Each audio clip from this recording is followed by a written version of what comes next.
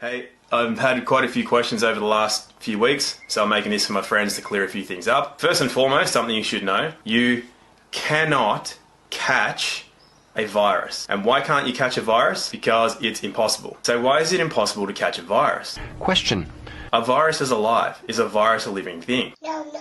So how is it that people think that you can catch something that is not alive? Everybody knows you never go full retard. Now, I know a lot of people are genuinely concerned, so that's why I'm making this, to hopefully cure some of the unnecessary fear and stress. And if you are feeling that, it's because you're causing it for yourself.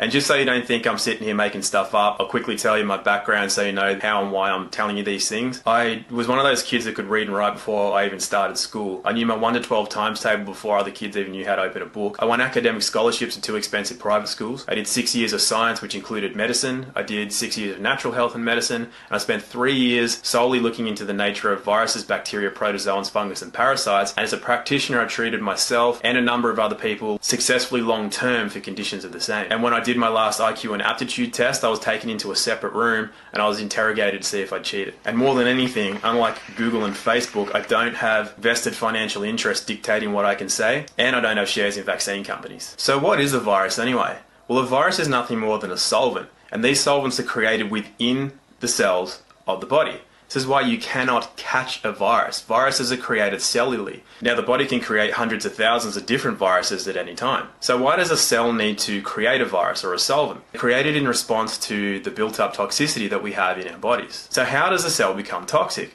Well, a lot of people have spent a number of years putting shit in their minds and shit in their body. A lot of people think that it's just totally fine to eat supermarket food, you can microwave it, just get flu shots injected into you every year, just drink your tap water. You know, people that go after organic food are tinfoil hat wearing boogers. The thing is that nature doesn't care what you believe. You can believe that any of those things are true, but nature doesn't care what you believe. So a lot of people have asked me, what is a flu? Well, a flu is a viral detoxification or a cleansing. A cold, on the other hand, is mostly bacterial. And for the most part, what needs cleaning out of the cells are environmental toxins such as heavy metals, plastics, any kind of environmental industrial pollutants, the chemicals that you use in your home to clean things with, things you put in your body, and so on and so forth. Now, a virus does not attack cell tissue.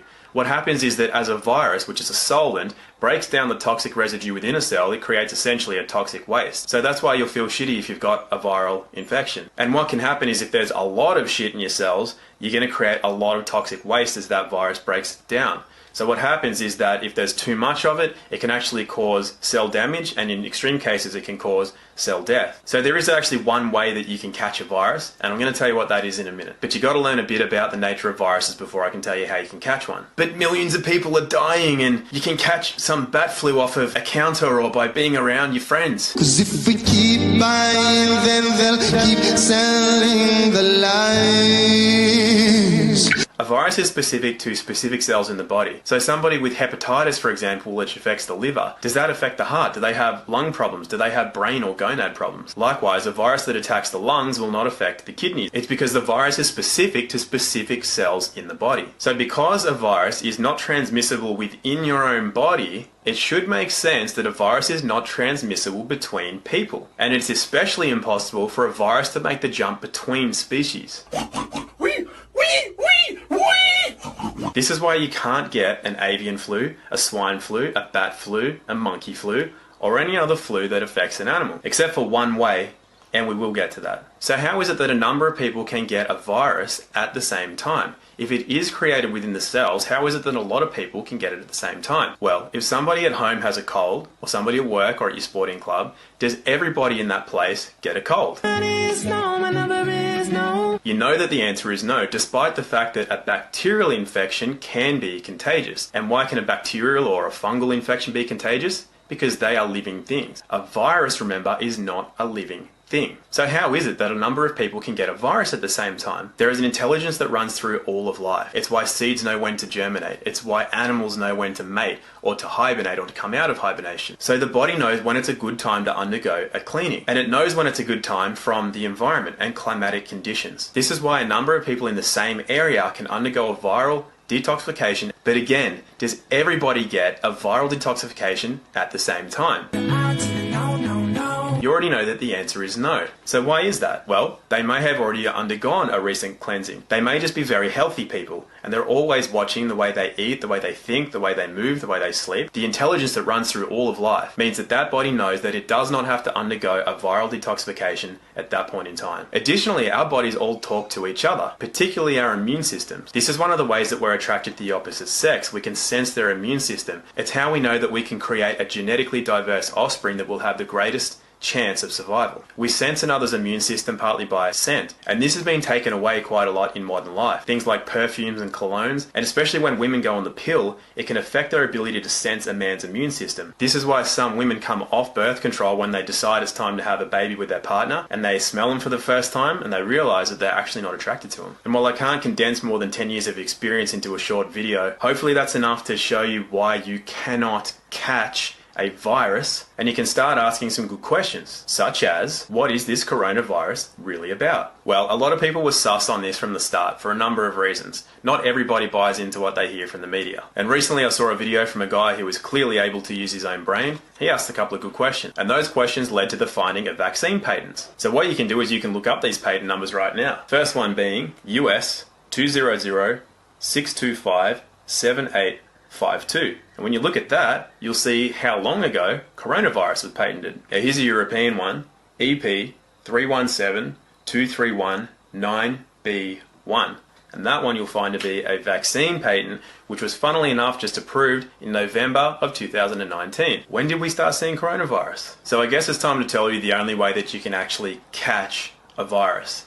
I got a boner. The only way that you can catch a virus is by having it injected into your bloodstream. So remembering that viruses are created cellularly as a response to your internal environment, which means, yes, taking responsibility for your thoughts, actions, and beliefs, all beliefs being a form of ignorance, because you know if you have to believe something, it's because you don't know. So how can a human get a virus from a pig, or a bat, or a bird, or a monkey? And remembering that viruses used to be blamed on other races, such as Mexicans and Spanish flu.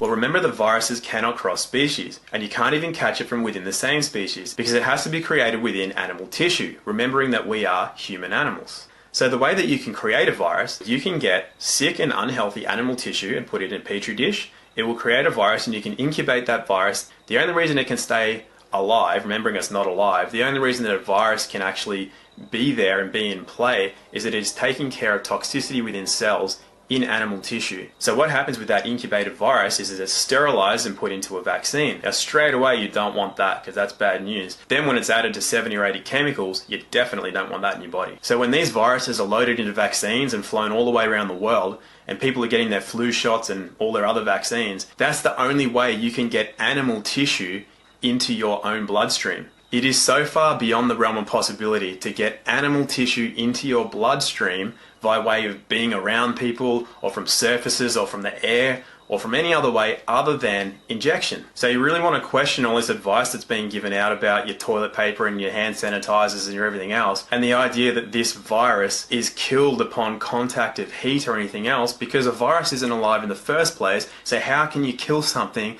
that is never alive? So there's only two things that you need to do. One, don't get a flu shot, actually don't get any shot. And two, don't stay in your house. You ought to be outside getting sunlight and fresh air if you want your body to run optimally and not need to undergo a viral detoxification. There is something else you can do actually, and that is to turn off your TV and your social media. And I did make this video to help to bring some common sense and start relieving some of that fear and stress. So I won't go too far into what's really going on with this worldwide pandemic. By the way, who's verifying these deaths? Like, who's actually counting these deaths? And who's actually verifying that the deaths that do occur aren't from any standard flu, which, by the way, flus kill 500,000 to 1 million people every year. Every year. It only affects the weak, and if it's not a natural virus that's happening within your own body for beneficial purposes, the only way you can get that is to have an injection.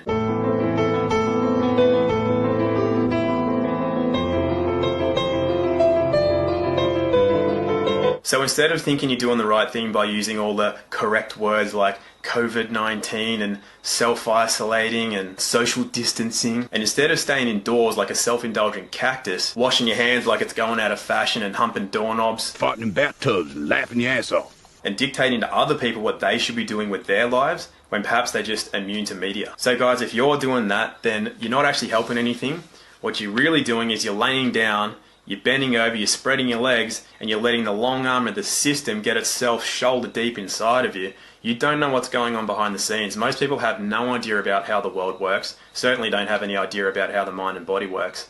And there are some things going on that, if this goes down the way people are letting it go down, you can say goodbye to what you have left of your rights and freedoms in this world. So if that's been you, pull your finger out, get outside, do normal things, watch the streets and watch what's going on out there. Because if you're sitting in your house, counting the number of days in your social isolation, counting death tolls like it's a fucking Olympic medal tally on the TV, you are literally paving the way to losing your rights and freedoms, and you're going to come out of your house with less than what you had when you went in. And I'm not just talking about baked beans and toilet paper. You don't buy that? That's Sean Penn, 2001, I am Sam. Remember? Went full retard. Went home empty-handed. I'll leave you with one bit of friendly advice, and that is to start using your own mind. Because if you don't use your own mind, someone else is going to use it for you, and it's not going to be to your benefit. So I hope that helped. And if anybody has any real questions and they don't have something to say like, I don't agree with that, then I'm happy to do Q&As. If I don't get real questions, I'm more than happy to just play guitar and do my own thing. So I hope that helped, and I'll catch you all later. Bye.